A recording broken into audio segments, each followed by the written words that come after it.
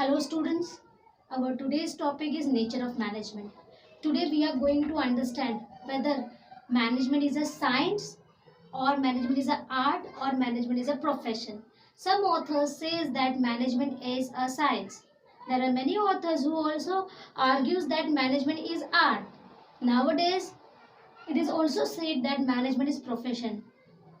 Today we are going to identify that whether management is science, art or profession. So my first question is how you will identify it. कैसे आप पता करोगे?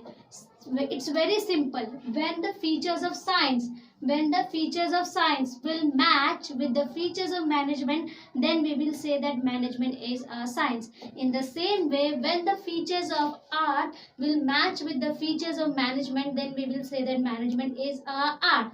In the same way, when the features of profession will match with the features of management, then we will say that management is a profession. So let's compare. First, let's compare the features of science with the features of management. Features of science with the features of management. The very first feature of science is systematic body of knowledge. Systematic body of knowledge. Yes, science has a systematic body of knowledge. There is organized set of study materials available for the study. Science की पढ़ाई करनी है तो बहुत सारे books market में available है जिसको आप ले सकते हो और आप स्टडी कर सकते हो. ठीक है, ये साइंस का फीचर देखते हैं हम मैनेजमेंट के फीचर से मैच करता है कि नहीं. देखो, आपको मैनेजमेंट की पढ़ाई करनी है, आप एमबीए का कोर्स कर रहे हो या आप बीबीए का कोर्स कर रहे हो, बैफ का कोर्स कर रहे हो, एक्स वाई जेड किसी भी तरीके के कोर्सेज में आप एंगेज्ड हो. ठीक है, जो कि मैनेजमेंट से रिलेटेड है. सेम आप क्लास 11th के बाद आप बीएसटी पढ़ रहे हो तो आपको टेक्स्ट बुक्स चाहिए तो इजीली मार्केट से मिल जाते हैं, है ना.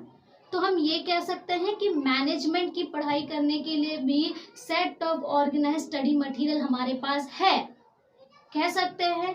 तो दैट्स वाई हमारा ये फर्स्ट पॉइंट तो राइट है. इसका मतलब ये वाला जो फीचर है साइंस का मैनेजमेंट के फीचर से मैच हो रहा है. ये वाला फीचर जो है साइंस का मैनेजमेंट के फीचर से मैच हो रहा है. सेकेंड फीचर देखते हैं, बेस्ड ऑन एक्सपेरिमेंट्स. जितने भी लॉ बने हैं साइंस में सारे के सारे एक्सपेरिमेंट पे बेस्ड है. सारे के सारे एक्सपेरिमेंट पे बेस्ड है. बार बार एक्सपेरिमेंट किया गया है और सेम रिजल्ट आया गया है. लॉ ऑफ ग्रेविटी में क्या कहा है? कोई भी चीज आप ऊपर से नीचे ही गिरेगी, वो ऊपर नहीं जाएगी, दाएं बाएं नहीं जाएगी, वो नीचे ही आएगी. ठीक है, और आप देखो बार बार एक्सपेरिमेंट करो वही चीज होगी. कोई भी चीज ऊपर से नीचे ही गिरेगी.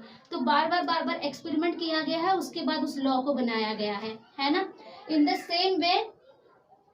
सेम वे मैनेजमेंट के कुछ प्रिंसिपल्स है. नेक्स्ट चैप्टर में आप पढ़ोगे. नेक्स्ट चैप्टर ही है हमारा प्रिंसिपल्स ऑफ मैनेजमेंट, जिसमें दो एमिनेंट लोगों ने प्रिंसिपल्स ऑफ मैनेजमेंट बताए हैं. एक है एफ.डब्ल्यू. टेलर और एक है हेनरी फ्योल. ठीक है, इनके प्रिंसिपल्स आज भी मैनेजर यूज करते हैं अपने ऑर्गेनाइजेशन के प्रॉब्लम्स के साथ डील करने के लिए. ठीक है, तो ये सारे प्रिंसिपल्स कैसे बने? All the principles are based on experiments. ये हेनरी फ्योल ने और एफ.डब्ल्यू. टेलर ने अपने फैक्ट्री में सेम प्रिंसिपल को बार इम्प्लीमेंट किया है. बार इम्प्लीमेंट किया है और उसके बाद उस प्रिंसिपल को एक सेट ऑफ प्रिंसिपल्स के हेड में डाला है. तो इससे हम कह सकते हैं कि जैसे साइंस एक्सपेरिमेंट बेस्ड है वैसे ही मैनेजमेंट भी एक्सपेरिमेंट बेस्ड ही है. मैनेजमेंट के प्रिंसिपल्स भी एक्सपेरिमेंट बेस्ड ही है. Next is causes and effect relationship. Cause क्या है? आप कुछ जैसे एक एग्जांपल ले लेते हैं साइंस का. वाटर ले लिया, वाटर के अंदर हमने क्या किया? सॉल्ट को मिक्स किया. सॉल्ट को मिक्स किया तो वाटर कैसा हो गया? Water become salty. तो इफेक्ट क्या हुआ? वाटर सॉल्टी हुआ. और उसका कॉज क्या था? Mixing of salt. कॉज क्या था? मिक्सिंग ऑफ सॉल्ट को मिक्स किया तो वाटर क्या हो गया? सॉल्टी हो गया. तो science has a cause and effect relationship.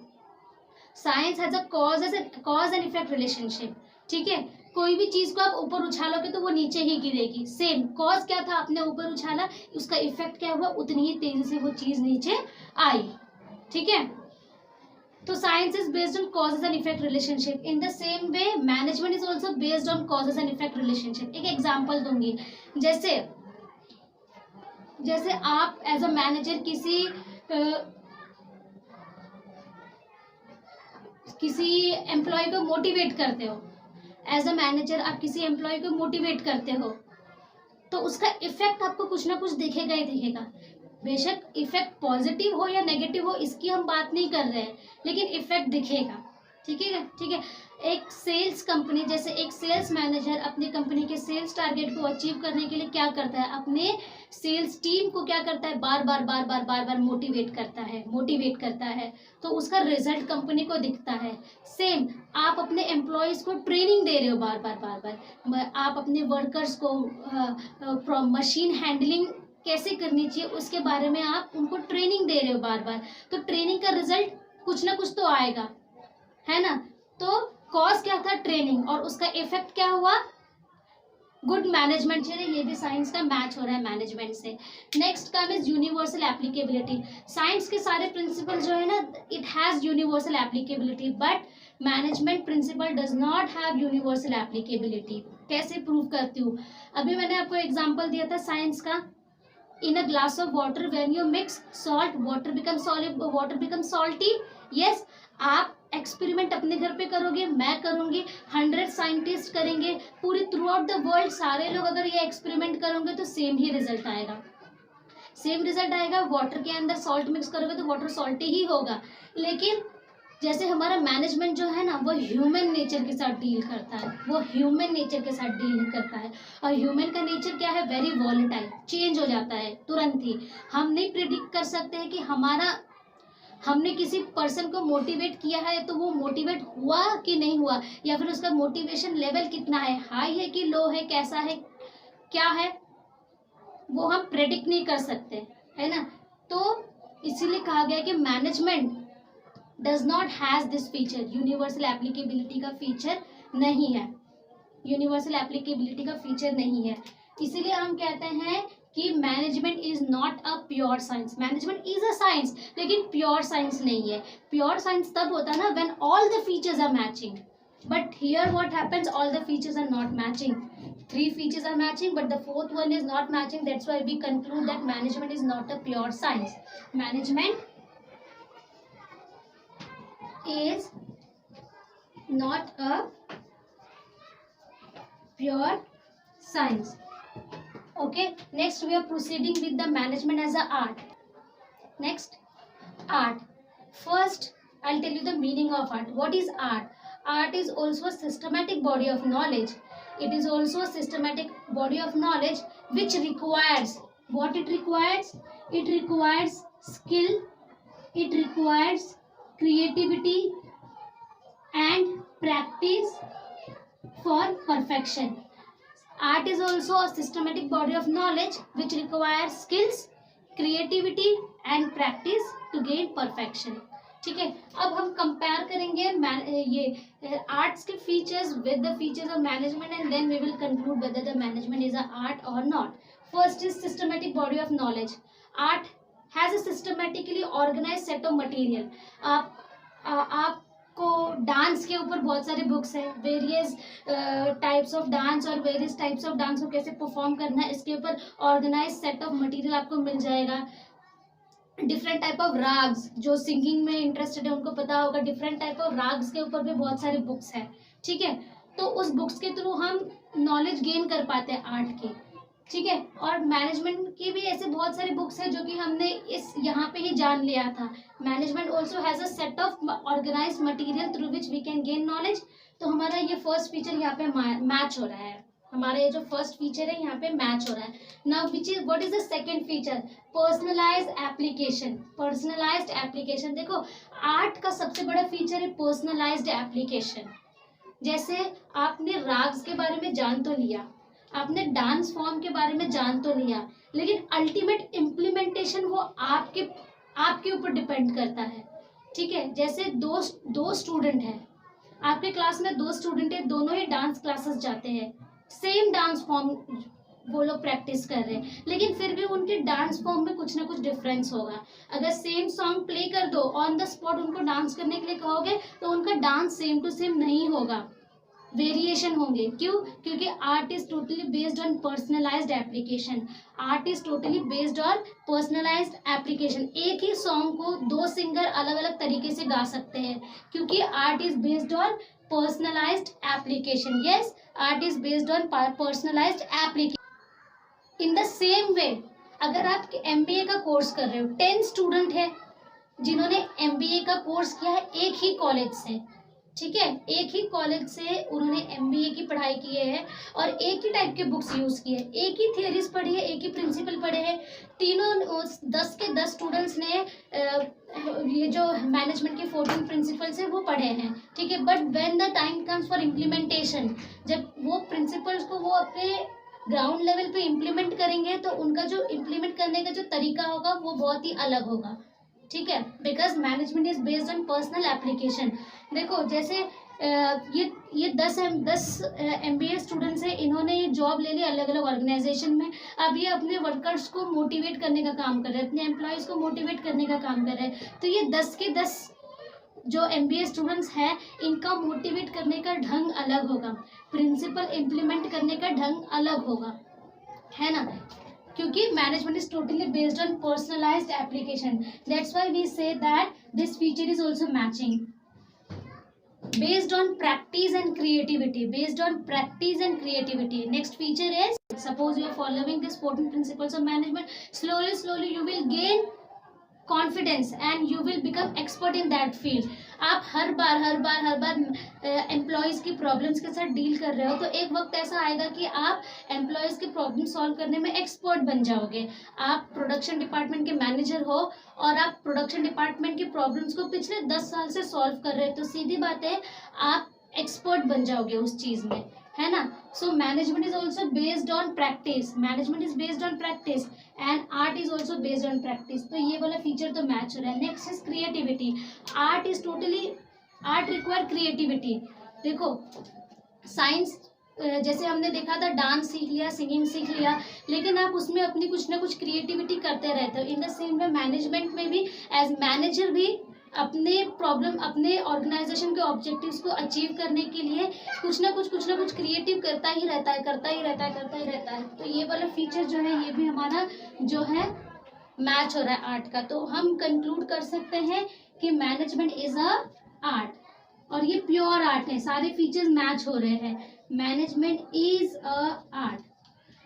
अब देखते हैं next, management is a profession और नॉट।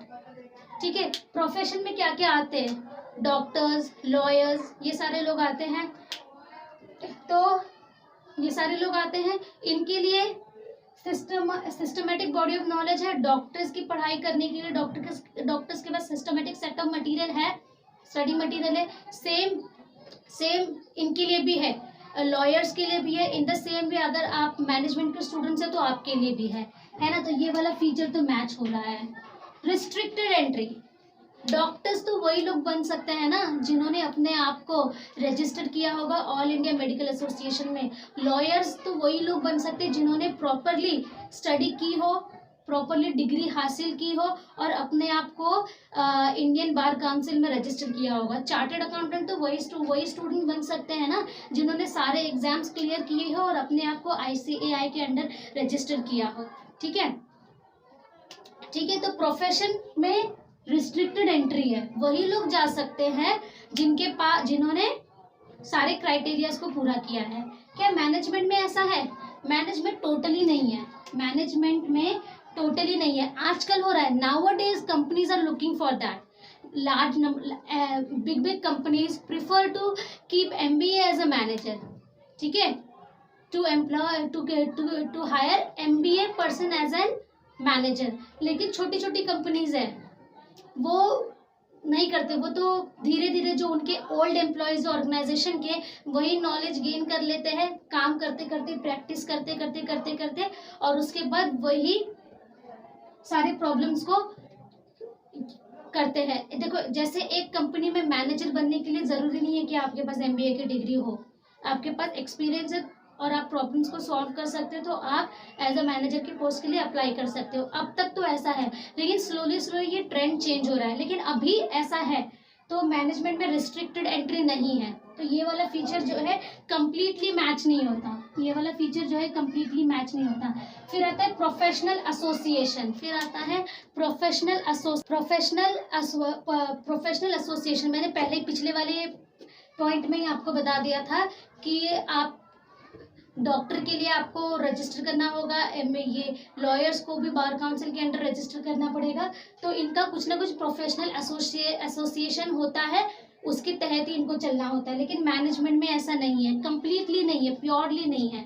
ओके, तो ये वाला फीचर मैच नहीं हो रहा है। नेक्स्ट है एग्जिस्टेंस ऑफ एथिकल कोड। देखो डॉक्टर्स के लिए कुछ एथिकल कोड है। डॉक्टर्स के लिए एथिकल कोड क्या है? कोई भी पेशेंट आ रहा है तो डॉक्टर उसकी जात पात नहीं देखेंगे, ठीक है।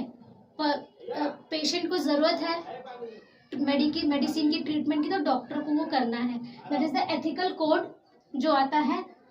एग्जिस्टेंस ऑफ एथिकल कोड है प्रोफेशन में। लॉयर्स के लिए भी है, लेकिन मैनेजमेंट के लिए अभी तक इतनी अच्छे से ये चीज़ नहीं आई है, पूरी तरीके से नहीं आई है। थोड़ी बहुत है लेकिन पूरी तरीके से नहीं आई है। देखो एक कंपनी में जब आप कंपनी को ज्वाइन करोगे तो उस कंपनी के कुछ एथिकल कोड ऑफ कंडक्ट होंगे, उसको फॉलो करना है। लेकिन ये एथिकल कोड ऑफ कंडक्ट जो है ना, हर कंपनी के अलग अलग होते हैं, ये फिक्स नहीं होता।